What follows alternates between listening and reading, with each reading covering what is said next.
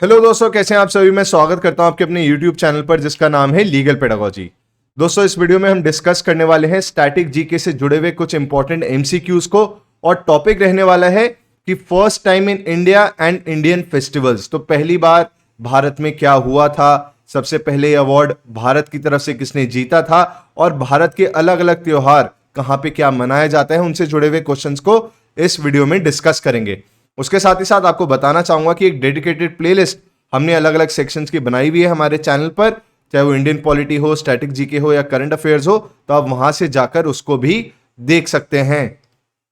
तो पहला सवाल है, who among the following was the first Indian to win Grammy award.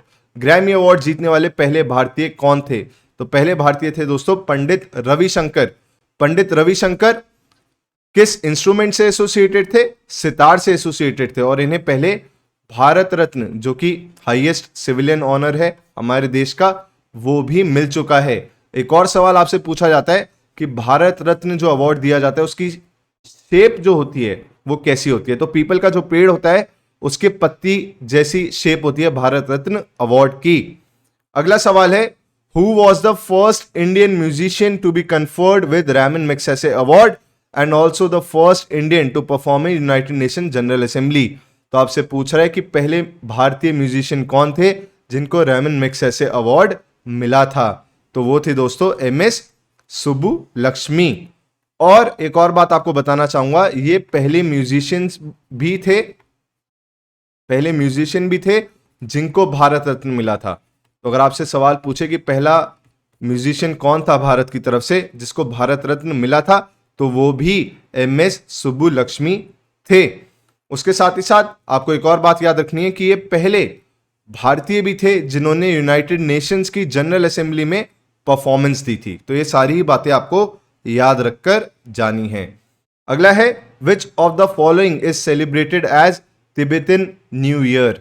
तो दोस्तों, जो लोसार फेस्टिवल होता है उसको तिब्बत के नए साल के तौर पे मनाया जाता है। तिब्बतन फेस्टिवल में लोसार को as a happy new year जो आप बोलते हैं 1 जनवरी को, इनका हैप्पी न्यू ईयर होता है जब ये लोसार फेस्टिवल मनाते हैं।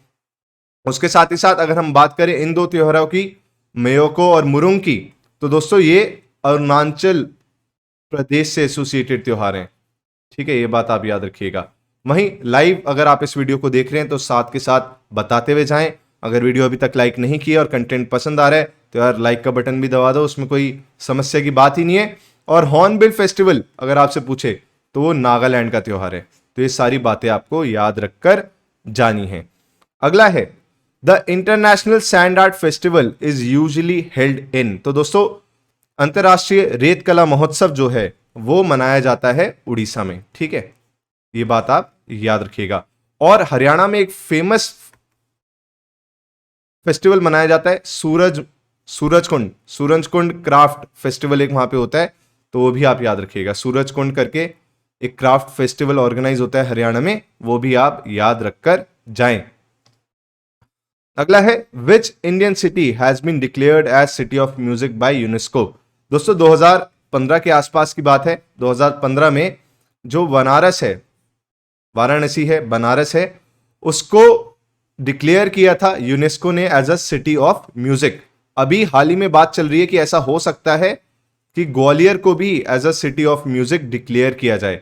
तो बनारस उत्तर प्रदेश में स्थित है, उसको 2015 के आसपास यूनेस्को ने सिटी ऑफ म्यूजिक का दर्जा दिया था। वहीं यूनेस्को की अगर हेडक्वार्टर की बात करें तो कहां पर है हेडक्वार्टर? यूनेस्को का हेडक्वार्टर है पेरिस में।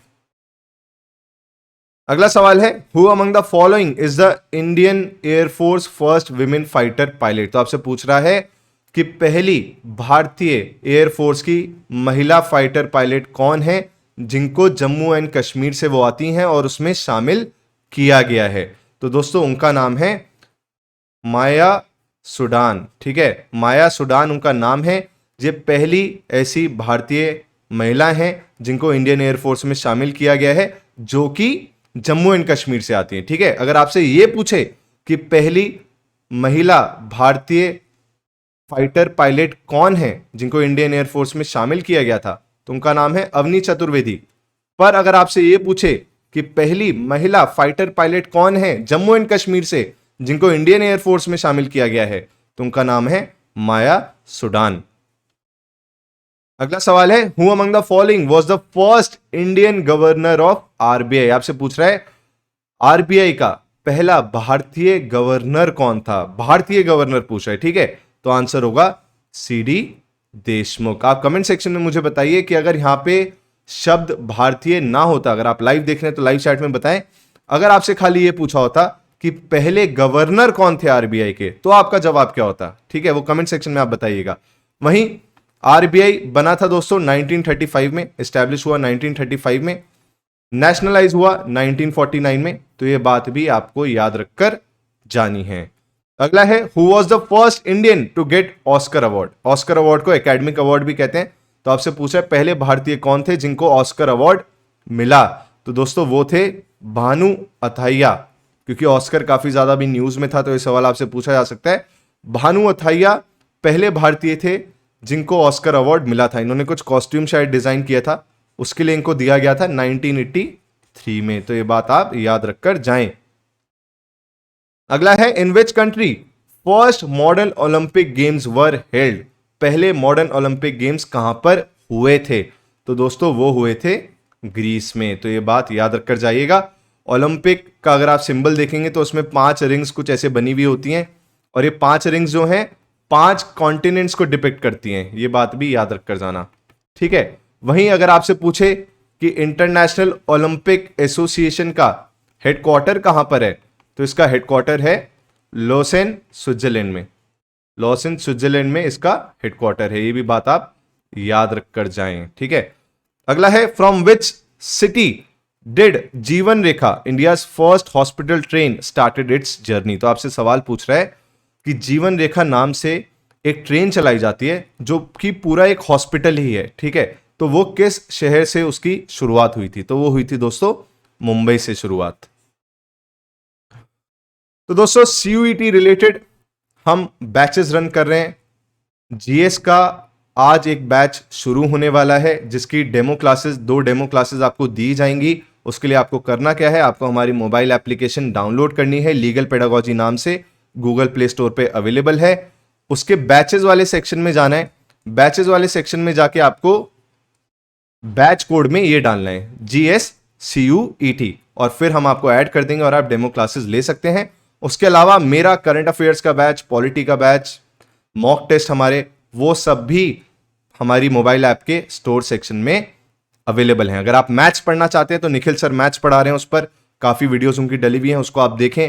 अगर उनका पढ़ाने का तरीका पसंद आए तो भी आप बैच परचेज कर सकते हैं। पर एक बात बिल्कुल निश्चिंत मान लीजिए कि कहीं कोचिंग लगाकर एंट्रेंस क्लियर हो रहा होता तो सभी का एंट्रेंस क्लियर हो जाता। कोचिंग आपको एक अच्छी गाइडेंस देती है, आपका समय वेस्ट होने से बचाती है, अगर वहां पे लोग अच्छे डेडिकेटेडली पढ़ा रहे हो तो। अगला है, who was the first Indian to win Pulitzer prize? Pulitzer prize किस फील्ड में दिया जाता है? पुलिट्जर प्राइज दोस्तों दिया जाता है जर्नलिज्म में, पत्रकारिता के लिए, ठीक है। यह अवार्ड पहले भारतीय कौन बने जिनको यह अवार्ड मिला? तो दोस्तों उनका नाम है गोविंद बिहारी लाल। अगला है, इंडिया ने जो पहला मिशन भेजा था चांद के ऊपर जिसका नाम है चंद्रयान-1, वो कहां से भेजा गया था? तो दोस्तों वो भेजा गया था श्रीहरिकोटा से। श्रीहरिकोटा कहां पर है? आंध्र प्रदेश में। तो ये बात भी आपको याद रखकर जानी है। अगला है, who was the first recipient of Jnanpith award? Jnanpith award दोस्तों लिटरेचर से संबंधित अवार्ड है। तो सबसे पहली बार ये किसको दिया गया था? सबसे पहली बार दोस्तों मिला था शंकरा कुरूप को। शंकरा कुरूप मलयालम राइटर हैं, ठीक है, उनको यह अवार्ड दिया गया था सबसे पहली बार। अगला है, इंडिया की सबसे पुरानी ऑपरेटिंग ऑयल रिफाइनरी कहां पर है? तो दोस्तों वो है डिगबोई में। डिगबोई कहां पर है? असम में। ये सारी बातें आपको याद रखकर जानी। अरे यार आपको पसंद आ रहा हो कंटेंट, ठीक है, तो ज़्यादा से ज़्यादा लोगों तक चैनल को ज़रूर पहुंचा दें। ये बात बोलनी बहुत कंपलसरी हो जाती है क्योंकि हमारी मेहनत लगती है रिसर्च में, फिर वीडियो को बनाने में, शूट करने में, तो काफ़ी ज़्यादा हमें सपोर्ट मिल जाता है अगर हम देखते हैं कि आप ज़्यादा से ज़्यादा लोगों तक चैनल को पहुंचा रहे हैं। अगला सवाल है दोस्तों कि पहले भारतीय कौन थे जिन्हें रैमन मैग्सेसे अवार्ड मिला? पहले भारतीय पूछ रहा है, ठीक है। इससे पहले हमने पढ़ा था म्यूजिशियन वाला, अब पूछ रहा है पहले भारतीय कौन थे जिनको रैमन मैग्सेसे अवार्ड मिला था। तो रैमन मैग्सेसे अवार्ड को एशिया का नोबेल पुरस्कार भी कहा जाता है, एशिया का नोबेल प्राइज भी कहा जाता है। अभी कुछ साल पहले ही ये अवार्ड रवीश कुमार को मिला था, जो कि पहले एनडीटीवी में थे, अब तो अलग उनका यूट्यूब चैनल है। तो पहले भारतीय कौन थे जिन्हें रैमन मैग्सेसे अवार्ड मिला? तो दोस्तों वो थी विनोबा भावे। तो ये सारी ही बातें आपको याद रखकर जानी है। रविंद्रनाथ टैगोर से भी एक सवाल पूछ लेता है कि रविंद्रनाथ टैगोर को जो नोबेल प्राइज मिला था वो किस फील्ड में मिला था? तो वो लिटरेचर में मिला था रविंद्रनाथ टैगोर को नोबेल प्राइज, ठीक है। और किसके लिए मिला था? गीतांजलि के लिए, उनका एक वर्क था गीतांजलि नाम से, उसके लिए मिला था। तो दोस्तों ये थे 15 सवाल। कमेंट सेक्शन में जरूर बता के जाएं कि कितने आपके सही हुए और आप चाहते हैं कि ऐसी सीरीज को हम कंटिन्यू रखें तो ज्यादा से ज्यादा लोगों तक पहुंचाकर हमें समर्थन दें। Thank you so much.